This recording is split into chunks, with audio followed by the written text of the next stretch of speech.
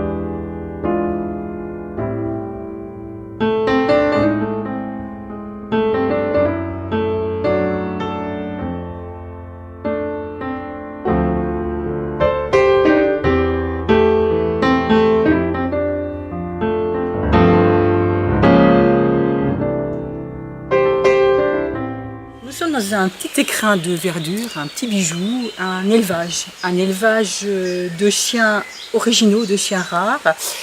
Et nous sommes avec Véronique, qui est la patronne, si on peut dire, de cet élevage. Alors Véronique, votre élevage n'est pas un élevage courant, c'est pas un élevage industriel, c'est un élevage familial. Alors pourquoi ce choix? Alors, d'abord, j'ai décidé de devenir éleveuse parce que j'adorais les chiens. C'est une passion. C'est un métier passion, en fait. Un vrai métier, mais par passion. Élevage familial, parce que notre but, il est de ne produire que des chiots bien dans leur tête, capables de vivre au sein d'une famille, avec des enfants ou pas d'ailleurs, sans souci. On travaille énormément sur la socialisation du chiot. Parce qu'il faut savoir que la socialisation, elle se fait toujours chez l'éleveur. Elle se fait entre 0 et 2 mois. Elle se fait entre 0 et 2 mois, tout à fait. Si elle n'est pas faite à 2 mois, elle ne pourra jamais se faire. Après, tout ce qui doit entrer dans la tête d'un chiot, ça entre 0 et 2 mois. Alors, dans les familles, après, quand les gens les ont adoptés, bien sûr, ils doivent faire leur travail d'éducation. Mais ça reste le travail des familles après. Mais on différencie bien socialisation et éducation, c'est pas du tout la même chose. C'est pas du tout la même chose. Mais pour qu'un chien puisse être parfaitement éduqué, pour que les gens n'aient pas trop de mal à éduquer leur chien, il faut qu'il soit socialisé. S'il n'y a pas de socialisation, éducation impossible derrière. Alors, qu'est-ce qu'on entend par socialisation? C'est les manipuler? Alors voilà, la socialisation, c'est les manipuler dès la naissance, qu'ils aient l'habitude d'être pris dans les bras. Alors, ils sont élevés chez nous, on dit élevage familial parce qu'ils sont élevés à la maison. Voilà. Donc ils connaissent les bruits des voix, les bruits des voix des adultes, des enfants, de leurs congénères, des autres chiens aussi, parce que en particulier ici on a 2 races, le Braque de Weimar poil long et le Teckel poil long, donc ils se connaissent entre petits chiens, grands chiens, chiens adultes, chiens à la retraite aussi, comme notre Faustine ici. Et les chats, on a Lucky qui est un chat-chien là. Les chats vivent avec nous à la maison aussi. Et voilà, le bruit de l'aspirateur, le bruit de la télévision, le bruit de la tondeuse. de tous les bruits environnants. Ce qui va faire des chiens qui ne seront pas peureux. Ce qui va en produire des chiens qui ne seront pas peureux, qui n'auront pas peur, qui ne vont pas aller se cacher sous le meuble quand la dame va venir passer son aspirateur, ou quand on écrase sa bouteille d'eau vide avant de l'acheter à la poubelle. Il y a des chiens qui vont se cacher, qui ont peur. Le fait d'être élevé à la maison, d'être entre 0 et 2 mois, dès tout petits, ils sont baignés dans tous les bruits. Voilà, on font des chiens socialisés.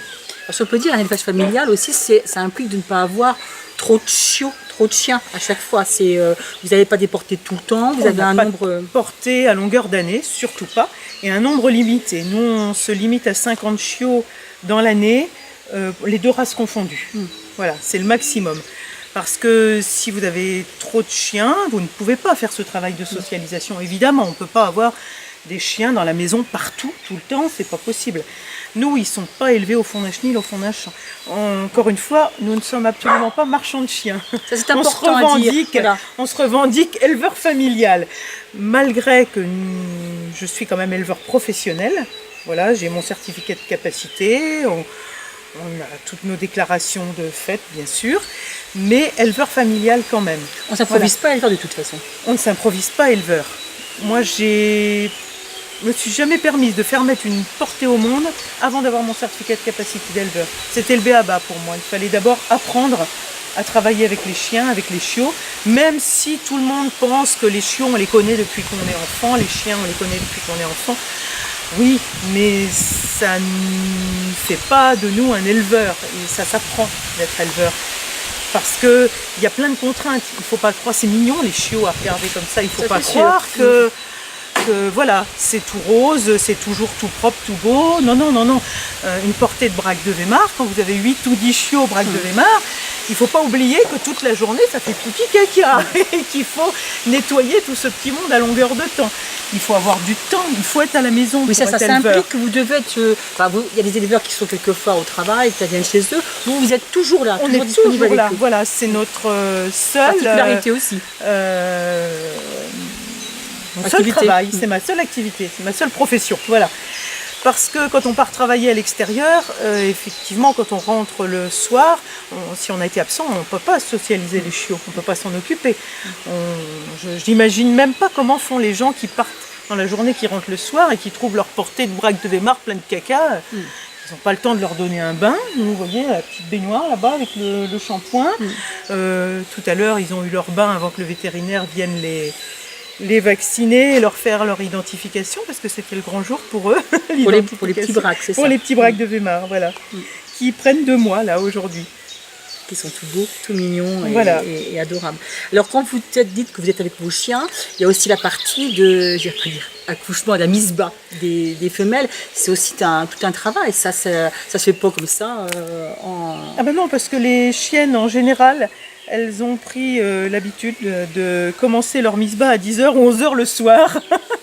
Donc on passe des nuits blanches en mise-bas, voilà, à surveiller que tout se passe bien, et pour la chienne, pour la rassurer, pour l'aider à sortir les chiots, et puis pour éviter les morts aussi à la naissance, parce que quand elles ont du mal, que ce soit leur première portée ou pas, hein, la première portée peut tout à fait se passer sans souci, et puis la deuxième, pour X raisons, vous ne savez pas pourquoi, elle a fait 1 chiot, 2 chiots, 3 chiots, tout s'est bien passé, le 4e, il a du mal à sortir, on ne sait pas pourquoi.